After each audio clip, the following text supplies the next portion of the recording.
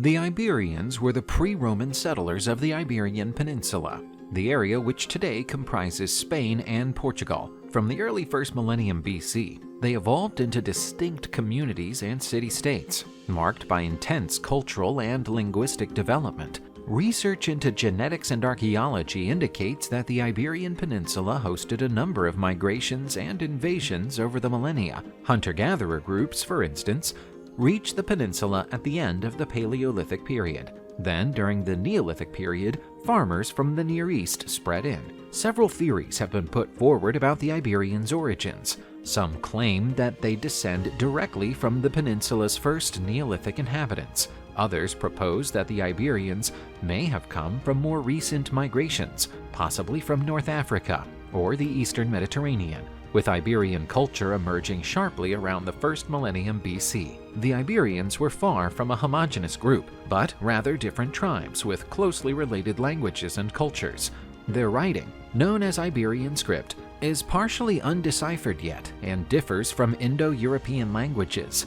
The only potential remnant of the Iberian language family is Basque, spoken in northern Spain and southwestern France. But this connection is still a matter of debate. There is also some evidence of Celtic cultures in the north and west of the Iberian Peninsula. These Celtic and Iberian cultures were eventually blended in some areas, resulting in what some historians call Celtiberian peoples, such as the Vitones, Vachai, Lusitanians, and Carpetani. The Iberian society comprised city-states or fortified communities called oppida. Often, these cities were built on high ground, facilitating defense. They had no unified system of governance. Each city or tribe had its own hierarchy and leaders. The Iberians were agriculturally savvy, growing cereals, vines, and olive trees. They were also known for their metallurgical abilities, especially working with iron, silver, and copper. Trading in metals, as well as exporting other goods such as olive oil and wine, was crucial to the Iberian economy. The trade relations built up with the Phoenicians, Greeks, and Carthaginians helped boost the Iberian economy. The Iberians' religion, as with that of so many ancient peoples, was deeply embedded in their daily practices and their understanding of the world around them. The Iberians were polytheists, venerating a pantheon of deities. Most of these were associated with natural features or phenomena, such as rivers, mountains, storms, and earthquakes. The Iberian ladies are probably the most iconic artistic representations of the Iberian religion. They are stone sculptures, often seen as representations of deities or major figures in religious rituals. There are traces of specific sites, often in natural landscapes such as springs, caves, or mountains, which were considered sacred and used for rituals or offerings. Artifacts unearthed at archaeological sites indicate that the Iberians made offerings to the gods, which may have included objects such as weapons, jewelry, or pottery. Some researchers also suggest that animal or perhaps human sacrifices may have been part of certain rituals. Handling the dead was an important part of Iberian religion. Well-built and lavish tombs, as well as the custom of burying the dead with valuable goods, hint at beliefs in an afterlife and the need to placate or honor the gods and ancestors. Iberian religion was not isolated. It had exchanges with various cultures, such as the Phoenicians, Greeks, and Carthaginians. As such, there may have been syncretism or the adoption and adjustment of deities and practices from other cultures. As a result of trade and contact with other Mediterranean cultures, the Iberians adopted and updated various cultural aspects from their neighbors. Phoenician and Greek influence, for example, is seen in aspects of Iberian art, religion, and urbanism. Iberian men and women frequently wore tunics and robes.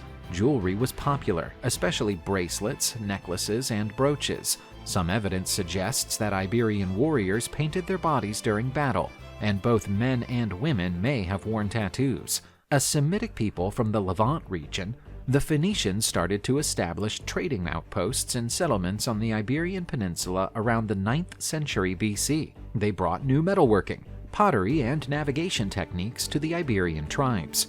The Greeks also started to establish colonies and trading settlements on the peninsula around the 7th century BC, especially along the northeast coast. They founded the city of Emporion and commercially engaged with the Iberian communities.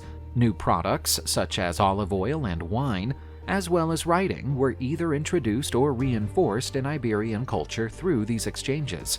Originally from modern-day Tunisia, the Carthaginians started to expand into the Iberian Peninsula during the 6th century BC. This spread led to conflicts with the Iberian peoples, and eventually with the Romans, including the famous Punic Wars. Throughout their rule, the Carthaginians tapped into the peninsula's wealthy mineral reserves and recruited Iberians into their armies. It was all part of a broader effort by Carthage to control trade routes and obtain access to valuable resources, especially minerals like silver. The city of Qort Hadasht, that would later become New Carthage under Roman rule, or modern Cartagena, was one of the most important cities founded by the Carthaginians on the peninsula. Hannibal Barca is possibly the most well-known Carthaginian ever associated with the Iberian Peninsula. He took the peninsula as a foothold for his attack on Rome during the Second Punic War. After the notorious crossing of the Alps by Hannibal and his army, which featured many Iberian mercenaries, the Iberian Peninsula became a key battlefront between Rome and Carthage. Gradually, Rome started to conquer territory, challenging and finally suppressing Carthaginian influence on the peninsula. The Romans started campaigning in the Iberian Peninsula from the 3rd century BC. It was a long and complex process that entailed several military campaigns, alliances, and head-on confrontations with the Iberian peoples. Whereas some Iberian groups opted for alliances or peaceful submission to Rome, others fiercely resisted. The Romans embarked on several campaigns to subdue the Celtiberians during the 2nd century BC. These included the Siege of Numantia between 134 and 133 BC, a legendary resistance that ended with the city's destruction by the Roman general Scipio Aemilianus. Viriato, a leader of the Lusitanians, became a central element against the Romans by the end of the 2nd century BC. With guerrilla tactics and knowledge of the terrain, Viriato dealt the Romans many defeats. Notwithstanding his victories, Viriato was eventually betrayed and murdered by members of his own group, under an agreement with the Romans in 139 BC. The Sertorian Wars between 80 and 72 BC comprised a series of conflicts in the Iberian Peninsula during the time of the late Roman Republic. The wars were named after Quintus Sertorius, a Roman general who led a coalition of Iberian and Roman peoples against Rome's official regime. Quintus Sertorius supported the populist party in Rome and allied himself with Gaius Marius, uncle of the renowned Julius Caesar. During the clashes between the populists and the Optimates, led by Lucius Cornelius Sulla, Sertorius was on the losing side and fled to the Iberian Peninsula to escape Sulla's crackdown. As soon as he reached the Iberian Peninsula, Sertorius started to mount a resistance against Rome's rule. He forged alliances with several Iberian tribes and with other disaffected Romans. Sertorius founded a parallel senate on the peninsula, attempting to recreate a Roman form of government as opposed to Sulla's regime. Sertorius was renowned for his tactical ability and shrewd use of guerrilla warfare. His profound knowledge of the Iberian Peninsula's terrain and his ability to blend Roman tactics with local Iberian strategies made him a formidable opponent. Several generals were sent by the Roman Republic to suppress Sertorius's revolt, including Quintus Caecilius Metellus Pius and Gnaeus Pompeius Magnus, later known as Pompey the Great. Whilst Sertorius enjoyed some early victories, the continual pressure of Roman reinforcements and the sheer cost of leading such a diversified coalition began to bear down on his campaign. Sertorius's resistance eventually broke apart due to internal rivalries, betrayals, and the ongoing wear and tear of war. Sertorius was murdered in 73 BC by members of his own faction. In the wake of his death, resistance quickly crumbled, and the Iberian Peninsula was handed back to Roman control. Other Iberian groups besides the Celtiberians and Lusitanians also stood up to Roman expansion.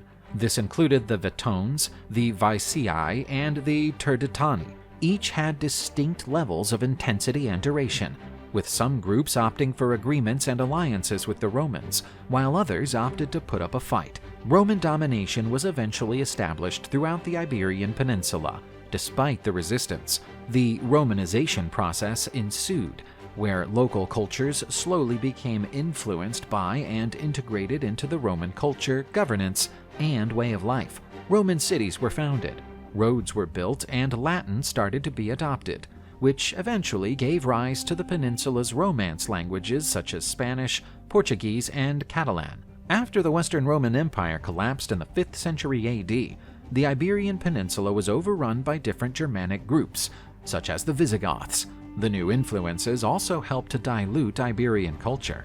The Iberian struggle against Rome bears witness to the strength and ability of the Iberian peoples to retain their autonomy and identity. The peninsula's subsequent Romanization had a lasting impact, molding many aspects of Spanish and Portuguese culture, from language to legal and architectural practices, but still preserving the Iberian people's precious cultural heritage.